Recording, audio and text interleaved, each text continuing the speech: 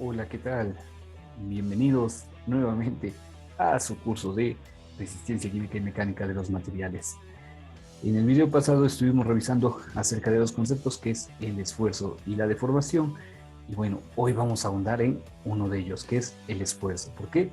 Hay diferentes tipos de esfuerzo. Entonces, acompáñenme a ver justamente cuáles son los diferentes tipos de esfuerzo, ¿no?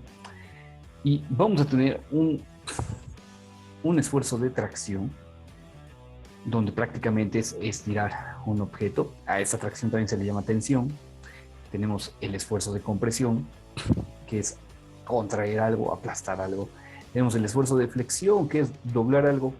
El esfuerzo de torsión, que es torcer algo. Y el esfuerzo cortante, que es cortar algo, valiendo la redundancia de las palabras, ¿no? Entonces, vamos a checar y revisar cada uno de ellos con sus definiciones, sus ejemplos y que se entienda cómo es cada tipo de esfuerzo. Bueno, el esfuerzo de tensión. El esfuerzo de tensión, decimos que un elemento está sometido a esfuerzo cuando fuerzas de la misma magnitud y dirección opuestas tienden a estirar. Y habíamos quedado que también se le llama tracción. Entonces, tienden a estirar un objeto y normalmente pasa que el área justamente transversal, que es de la que depende el esfuerzo, si un material tiene un área muy grande o muy pequeña, pues va a ser más fácil o más difícil justamente poder estirarlo. Pero bueno, a final de cuentas, si nosotros lo vemos de forma exagerada, esto es normalmente lo que obtenemos, ¿no? Un estiramiento, un cambio de longitud y un adelgazamiento justamente en el área. Entonces, ¿cómo lo veríamos aplicado justamente en unas barras de acero, ¿no? Ya sea que sean del tipo circulares o del tipo rectangular o palancas cuadradas, de hecho? Bueno, recordemos que el esfuerzo es igual a la fuerza entre el área. Entonces, cuando hablamos de la fuerza es la que vamos a aplicar justamente en la dirección de la longitud. Pero cuando hablamos del área, ¿a qué área nos vamos a referir? Bueno, para esto partimos nuestro tubo en 3 dimensiones, correspondiéndole la fuerza justamente a Z. Digamos que a eso le vamos a dar Y a esto le vamos a dar X. Y bueno, en Z es la longitud, pero realmente del área que van a depender para que se pueda romper o deformar fácilmente va a ser el área transversal. Y bueno, entonces esta la podemos medir justamente al principio del tubo y una vez que sabemos que es un círculo, pues sabemos que esta es pi por radio al cuadrado o pi por diámetro cuadrado sobre 4. Si es la de justamente una barra rectangular, pues entonces vamos a tener también el área transversal de este tipo de barra, pero que en este caso pues formaremos un rectángulo, ¿no? Entonces la medimos ahí como base por altura o ancho por espesor. Y bien, los ejemplos de tensión eh, vistos en la vida cotidiana, primero tenemos el tirabule, ¿no? El charpe, o no sé cómo le digan ustedes, pero aquí me encanta ese ejemplo porque es muy fácil justamente ver el cambio de longitud. Otro ejemplo es el columpio. Cuando se sienta ahí una persona, un niño, justamente se toma de esto, pues se ejerce un peso, ¿no? Que justamente es una fuerza que se aplica hacia este lado, pero la resistencia justamente de nuestras cadenas va a estar hacia arriba, entonces se va a ejercer un esfuerzo de tensión. También aquí en nuestra lámpara, pues bueno, aunque esté empotrada, pues vamos a tener el peso de toda esta parte de la lámpara, pero tenemos una resistencia que hace que no se rompa el cable. Entonces, la resistencia del cable y el peso de la lámpara, pues generan un esfuerzo más de tensión. En cuestiones más ingenieriles, bueno, tenemos los cables de los puentes colgantes, que justamente están fijos en esta parte y pues que cargan justamente toda la estructura, el peso de todos los autos que pasan. Entonces es ahí donde sufren justamente la tensión. También tenemos el caso de las grúas, ya que hay una fuerza que intenta justamente levantar el objeto, ¿verdad? Pero el peso del objeto ejerce una fuerza hacia abajo por la gravedad. Entonces también se ejerce una tensión. Y hasta en la polea de un sencillo pozo estamos ejerciendo un esfuerzo de tensión, ya que el peso de la cubeta va a ir hacia abajo y la fuerza con la que jalamos la cubeta va a ir así. Y dirían, pero no se ve la tensión. Bueno, si pusiéramos la cuerda en forma horizontal, veríamos que aquí está la fuerza con la que pesa la cubeta y la fuerza con la que queremos levantarla. Siguiente esfuerzo, el de compresión. La compresión se produce cuando actúan fuerzas de la misma magnitud, pero en la misma dirección que intentan contraerlo. Es decir, cuando aplastamos algo normalmente, ¿no? Entonces, vamos a tener un fenómeno parecido en el cual vamos a tener una reducción de la longitud, pero en este caso vamos a tener un aumento justamente en el área transversal, ¿no? Como podemos ver aquí, en este ejemplo, un poco exagerado para que podamos justamente notar qué es lo que pasa. Ejemplos de compresión. Bueno, tenemos algunos objetos que nos ayudan a comprimir cosas. Es el caso de este exprimidor para los limones, ¿no? O este exprimidor para las naranjas. En ambos casos estamos comprimiendo justamente estas frutas. Una silla a la hora de que una persona está sentada aquí. Bueno, pues esa persona tiene una masa, ¿no? La cual por la gravedad va a ejercer un peso, es decir, una fuerza que se aplica sobre la silla justamente en esta dirección. ¿Y quién va a soportar esa fuerza de compresión? Pues las patas de la silla. Las patas de la silla son las que van a resistir ese esfuerzo de compresión según el peso de la persona. Ejemplos más ingenieriles, tenemos a los pilares justamente de una construcción, ya que de ellos depende el soporte de toda la losa de nuestro techo. También tenemos la prensa mecánica, que normalmente la podemos utilizar para tener algo en una posición fija, pero también la podemos usar para aplastar cosas. Y otra muy útil es la prensa hidráulica, ¿no? Que ahora está muy de moda ver todas las cosas que se pueden aplastar en ella, pero justamente es un esfuerzo de compresión. Estamos comprimiendo cualquier tipo de objeto en ella. Otro ejemplo es el esfuerzo cortante. El esfuerzo de corte, que también se llama cizalla, es un esfuerzo que provocan fuerzas perpendiculares al eje longitudinal, ¿no? Hasta ahorita la longitud siempre es la que está sometida justamente, tanto cuando hablamos de tensión o de compresión, pero es decir, siempre va en ese sentido de la longitud, es paralelo a la longitud. Bueno, el esfuerzo cortante es perpendicular a la longitud, ¿no? Y se da con este tipo de direcciones, sentidos contrarios que se aplican. Entonces, aquí está. Y fíjense que lo curioso de esto es que se sigue tomando el área transversal, pero de la pieza. ¿Por qué? Porque realmente, hasta donde habíamos visto, se estaba tomando como el área que es perpendicular a las fuerzas, ya sea un esfuerzo de tensión o sea un esfuerzo de compresión. Bueno, aquí se va a tomar el área que es paralela, pero que sigue siendo para nuestra suerte el área transversal, ¿no? Y finalmente lo que se logra es este tipo de esfuerzo cuando se logra el corte, ¿no? ¿Cuáles son los ejemplos de este tipo de esfuerzo cortante? Bueno, tenemos una perforadora de papel, las tijeras son el ejemplo clásico justamente de el esfuerzo cortante, y un clavo. ¿Un clavo? Sí, porque la longitud del clavo va a ir aquí. ¿Y dónde está el esfuerzo cortante? Cuando le colgamos el cuadro favorito, ¿no? Con la foto. Porque eso va a ejercer una fuerza en esta dirección y la resistencia justamente de la longitud del clavo pues va a estar así para que no se doble. Entonces ahí está el esfuerzo cortante. Si le colgáramos algo muy pesado pues se produciría justamente en esta parte que está visible del clavo, el corte. Otros ejemplos, los perros prisioneros, por ejemplo, y donde se utilizan pasadores. Normalmente se someten ellos a algún tipo de esfuerzo cortante al que están sometidos. Las vigas metálicas en algunas columnas, normalmente las ménsulas son las que cargan en una columna a las vigas, que son las que atraviesan, y las que cargan los diferentes pisos, ¿no? Entonces tenemos, como ven en la imagen, una viga que tiene un esfuerzo aquí y obviamente la resistencia de la ménsula, ¿no? De esta pestañita que está saliendo para cargar la viga, donde se puede llegar a ejercer un esfuerzo de corte.